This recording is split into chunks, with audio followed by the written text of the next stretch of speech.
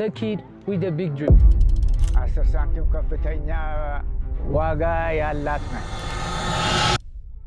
ሰላም እንዴት ናችሁ? ዛሬ በትልቅ ነገር መጥቼላችኋለሁ። The kid with the big dream። ይህም ማለት አንድ የ17 ዓመት ታዳጊ ማሳካት የሚፈልገውን ነገር በእግዚአብሔር እርዳታ ያሳካ ሰው ነው። ለማታውቁኝ ቅዱስ እባላለሁ። እስከዛሬ በጓደኞቼ ተነሳሽነት ፋሽንን ሀብዬ ጀምሬ ዛሬ ያለሁበት ደረጃ ላይ ደርሻለሁ።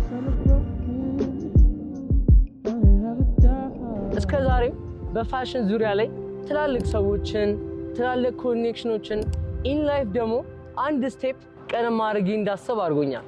በአንድ ወቅት ላይ በኩር በሚባል ፕሮዳክሽን ቲም ወይ ደግሞ በኩር በሚባል የልብስ ማምረቻ ፕሮሞሽን ለመስራት ተጠራሁ እና በዛን ወቅት ነው እግዚአብሔር ስራ ትልቅ ነውና የዛለት ነው አጌት ኢንስፓየርድ የራሴን ብራንድ ለመስራት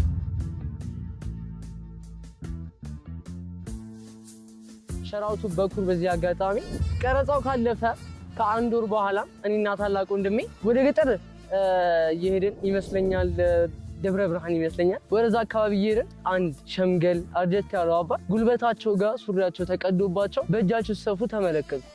የዛን ቀን ነበረ ኢንስፓየርድ ሆንኩት። ከዛን ጋሽዬ ያኛውን ነው ከቁምጣም ሙሉ ሱሪም እንዲሆን አድርጌ ሰራሁት። እናም ኢንስፓየርድ ሆንኩኝ። በዛ የራሴን ክሬቲቪቲም ጨመርኩኝና ጃኬቱ ላይም ደሴም ቲንግ አደረኩበት። ጉርድም እንዲሆን እጀ ሙሉ መሆኑ እንዲለበስ ሶ የልብሱ ኢንስፓይሬሽን በዚህ ነው የመጣው። ለብዙ ጊዜ የልብሱን ስም ለመፈለግ እየተንከራተትኩ ነበረ።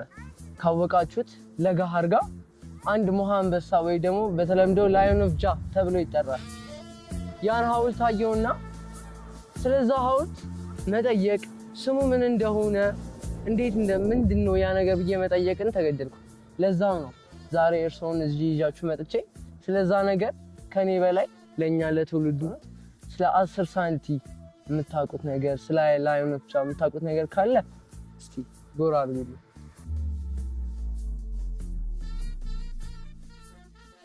እንግዲህ ያንተ የልብስ አርማ 10 ሳንቲም 10 ሳንቲም ከፍተኛ ዋጋ ያላት ናት።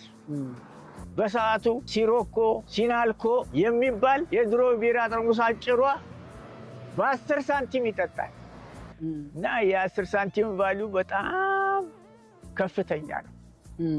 10 ሳንቲም እንደምትታየዋ ሳትሆን እንደ ትንሽነቷ አስተዋጽኦዋ ግን ከፍተኛ ነው እና ስለዚህ ይቺን 10 ሳንቲም ለአርማነት መመረጧ ተገቢ ነው እላለሁ። 10 ሳንቲ ለምን ተባለ?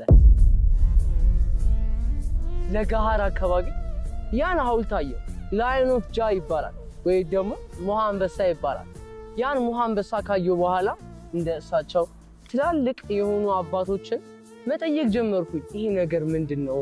ሳንቲም ሌሴ ነገር ብዙ ጊዜ አየዋለሁ ብዬ መጠየቅ ጀመርኩኝ። ከዛን ያን ነገር ካየሁ በኋላ ኢንስፓየርድ ሆንኩኝ።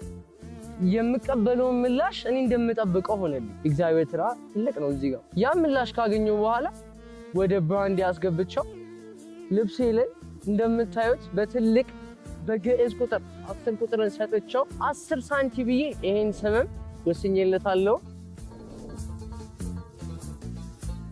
ትዝ ካላችሁ አንድ ሰሞን ላይ ስሜ ዘንቢል ማን ነበረ።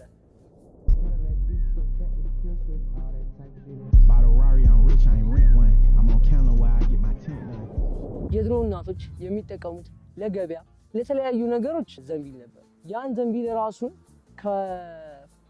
ከባህላችን ከጥቅሙ ሳይወጣ የኛው ብራንድ ላይ 10 ሳንቲ ላይ አስገብተናል። በዚህ አጋጣሚ ይሄንን ጉዞ ብቻዬን አልጀመርኩም።